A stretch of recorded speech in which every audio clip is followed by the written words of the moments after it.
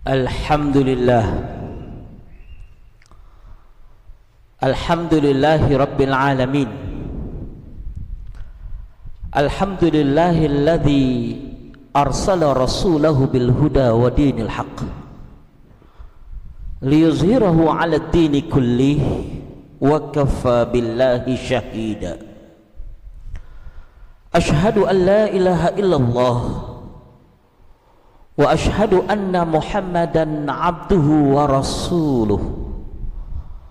Allahumma salli ala nabiyyina Muhammadin sallallahu alaihi wasallam wa ala alihi wa ashabihi wa man tabi'ahum bi ihsanin ila yaumiddin. Amma ba'd. Fa ya ibadallah, usikum wa iyaya bitaqwallahi wa ta'atihi la'allakum tuflihun. Faqad qala Allah subhanahu wa ta'ala fil Qur'anil Karim wa huwa asdaqul qailin. A'udzu billahi minasy syaithanir rajim. Ya ayyuhalladzina amanu taqullaha haqqa tuqatih wa la tamutunna illa wa antum muslimun. Wa qala Rasulullah sallallahu alaihi wasallam fil hadis, la yu'minu ahadukum hatta yuhibba li akhihi ma yuhibbu li nafsihi. Ma'asyiral muslimin, jamaah salat Jumat Masjid Al-Amanah rahimakumullah. Jikalau kita perhatikan sejarah di dunia ini, banyak sekali kunci-kunci kesuksesan yang telah Allah subhanahu wa ta'ala ajarkan kepada kita. Ada kesuksesan yang sifatnya sementara, ada kesuksesan yang sifatnya permanen dan abadi. Kesuksesan yang Allah subhanahu wa ta'ala tawarkan kepada orang-orang yang beriman adalah kesuksesan yang sifatnya permanen dan abadi. Allah subhanahu wa ta'ala menyebutkan kepada siapapun yang beriman kepada Allah subhanahu wa ta'ala pasti akan memasuki jannahnya Allah subhanahu wa ta'ala, dan itu sifatnya khalidina fiha abada, selama-lamanya. Nikmat yang Allah subhanahu wa ta'ala tawarkan kepada hamba-hambanya, ada di antara mereka yang merespon positif dan ada juga di antara mereka yang tidak merespon sama sekali. Maka ini adalah pilihan hidup. Kitalah yang kemudian menentukannya, dan kitalah yang akan merasakan setiap dari keputusan kita nanti di yaumul qiyamah. Di dalam perjuangan Rasulullah sallallahu alaihi wasallam mengajarkan Islam selama 13 tahun di kota Mekah, dan kemudian mengajarkan Islam kurang lebih 10 tahun di Madinah. Ada satu di antara begitu banyak momentum yang dilakukan oleh Rasulullah sallallahu alaihi wasallam, di mana ini juga menjadi kunci kesuksesan dakwah Rasulullah sallallahu alaihi wasallam, yang kita sebut dengan ta'akha bainal muhajirina wal ansar. Rasulullah merajut, menanamkan dan menguatkan persaudaraan didasari dengan keimanan di antara kelompok muhajirin dan ansar, yang sampai hari ini kita masih menemukan keturunannya yang berada di kota Mekah dan Madinah. Sehingga ada satu hadis yang diriwayatkan oleh Imam Muslim yang disampaikan oleh Rasulullah sallallahu alaihi wasallam, hubbul ansar minal iman. Cinta terhadap golongan ansar adalah bagian dari cerminan keimanan. Ini menggambarkan kepada kita bahwa sesungguhnya Allah subhanahu wa ta'ala begitu menginginkan agar kita hidup dalam kebersamaan dan dalam ukhuwah Islamiyah. Dan akhirnya dari pertemuan dua kelompok tersebut, Islam tersebar ke seluruh dunia. Hingga hari ini kita termasuk orang-orang yang merasakannya. Walaupun hari ini mungkin jumlah umat Islam hanya berkisar 2 miliar di antara 8 miliar manusia, tapi sesungguhnya itu sudah lebih dari cukup jikalau kita memiliki kekuatan persatuan dan kesatuan di antara umat Islam untuk bisa menguasai dunia ini.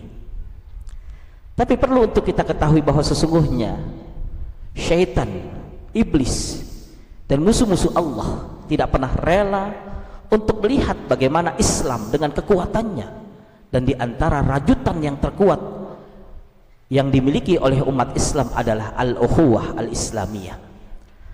Maka pada kesempatan kali ini mari kita berusaha untuk merefleksikan bagaimana kekuatan kita hari ini berdasarkan dengan potensi kekuatan umat Islam yang seharusnya kita jaga dan kita rawat, karena dengan cara inilah kita bisa menyelamatkan kembali kekuatan Islam, bukan dari teknologi, bukan dengan harta, tapi dari persatuan dan ukhuwah di antara umat Islam.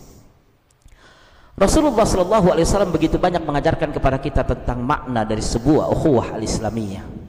Maka ada beberapa hal yang harus kita koreksi dalam diri kita, yang terkadang kita mudah marah dan tersinggung, bahkan kadang-kadang kita menjadi putus silaturahim di antara saudara kita sesama muslim, disebabkan karena kita tidak mengetahui sendi-sendi penting yang harusnya kita miliki, disebabkan karena teknologi yang sudah melupakan kita terhadap persatuan dan ukhuwah umat Islam.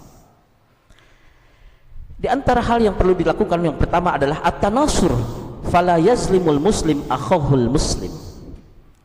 Yang pertama yang harus kita lakukan dalam membangun ukhuwah adalah saling menolong dan jangan sampai menzolimi saudara kita muslim dengan muslim lainnya.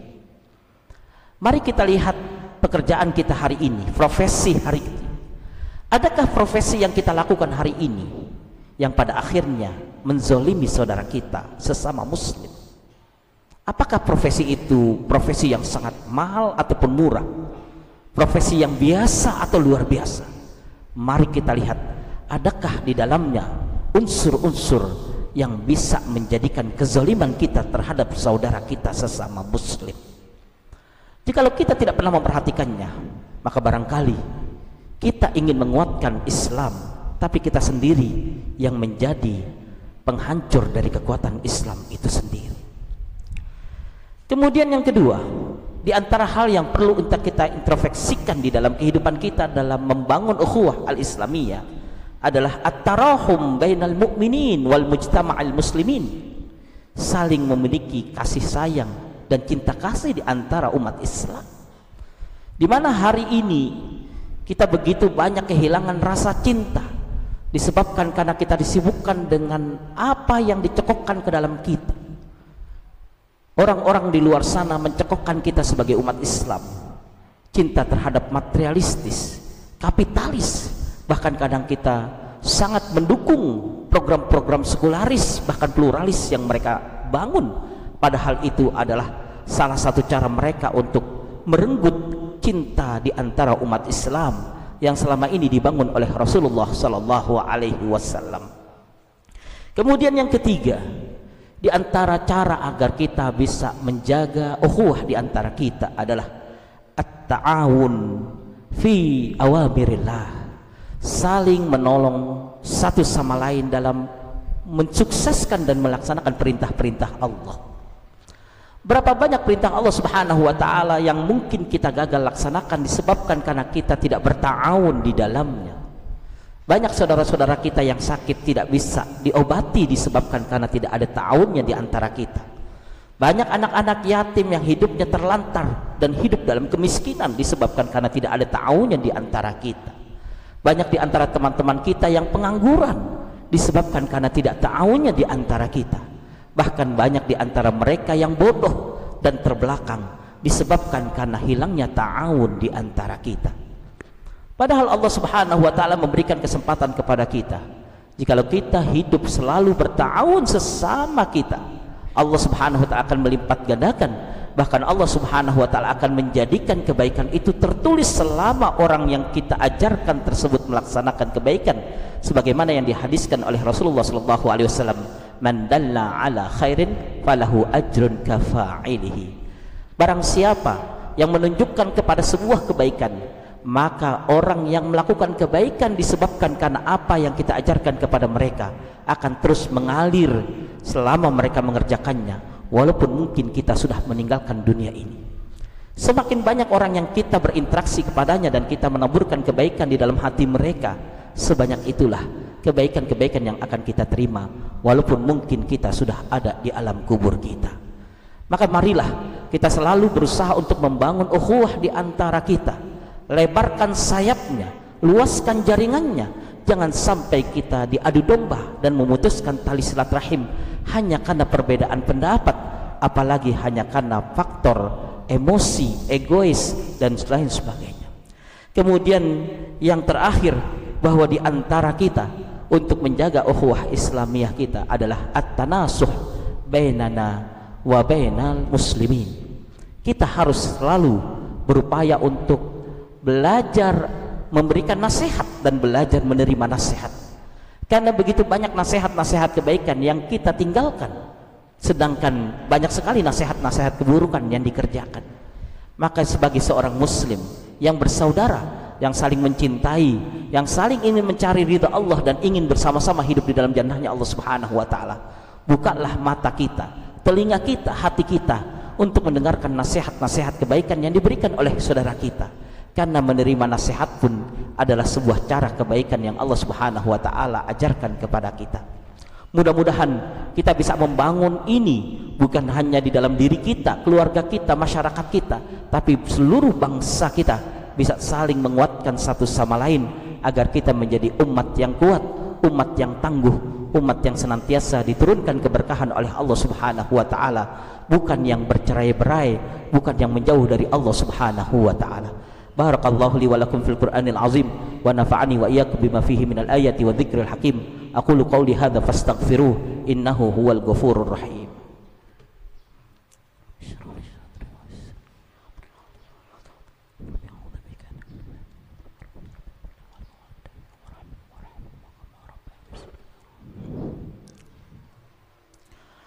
Alhamdulillah, alhamdulillahi rabbil alamin, wa bihi nasta'in ala umurid dunya waddin, wassalatu wassalamu ala ashrafil anbiya'i wal mursalin wa ala alihi wa sahbihi ajma'in, amma ba'du.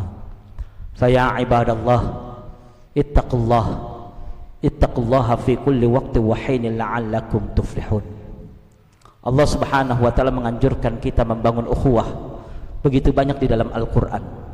Di antaranya di dalam surat Ali Imran yang Allah Subhanahu wa taala perintahkan kepada kita, wa'tasimu bihablillahi jami'an wa la tafarraqu wadhkuru ni'matallahi 'alaikum idh kuntum a'da'an fa'alafa baina qulubikum fa asbahtum bi ni'matihi ikhwana wa kuntum 'ala syafa hufratin minan nari fa anqadhakum minha kadzalika yubayyinullahu lakum ayatihi la'allakum tahtadun. Mudah-mudahan dengan kita membuka hati kita, ayat-ayat Allah Subhanahu wa taala ini menginspirasi, mengarahkan kita untuk membangun kebaikan dalam kehidupan kita, dan mudah-mudahan kita dikumpulkan kembali oleh Allah Subhanahu wa taala bukan hanya di dunia ini tapi di dalam jannahnya yang penuh dengan kenikmatan. Dan mudah-mudahan keluarga kita, anak kita, cucu kita dan orang-orang yang kita cintai menyertai kita bersama-sama di tempat yang indah itu, sehingga kita bisa merasakan dan bernostalgia kembali betapa pentingnya kita menjaga dan merajut ukhuwah Islamiyah, ukhuwah imaniyah dan ukhuwah usratiyah, di mana kita harus selalu mengikuti apa yang diajarkan oleh Rasulullah sallallahu alaihi wasallam. Innallaha wa malaikatahu yusalluna 'alan nabi ya ayyuhalladzina amanu sallu 'alaihi wa sallimu taslima. Allahumma salli 'ala Muhammadin fil awwalin wa salli 'ala Muhammadin fil akhirin. Allahumma ighfir lil muslimin wal muslimat wal mu'minin wal mu'minat al ahya'i minhum wal amwat. Allahumma 'izzal islam wal muslimin wa ahlikil kafrata wal musyrikin wa dammir a'da'aka a'da'ad-din. Rabbana zalamna anfusana wa in lam taghfir lana wa tarhamna lanakunanna minal khasirin.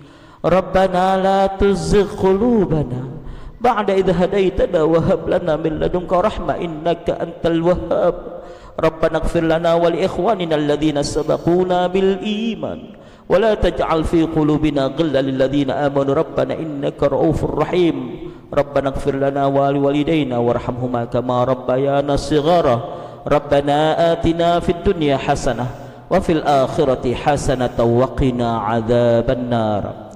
Ibadallah, innallaha ya'muru bil 'adli wal ihsan wa ita'i dzil qurba wa yanha 'anil fahsya'i wal munkar wal baghi ya'izukum la'allakum tadhakkarun fadhkurullahal 'azim yadhkurkum washkuruhu 'ala ni'amihi yazidkum wa la dzikrullahi akbar.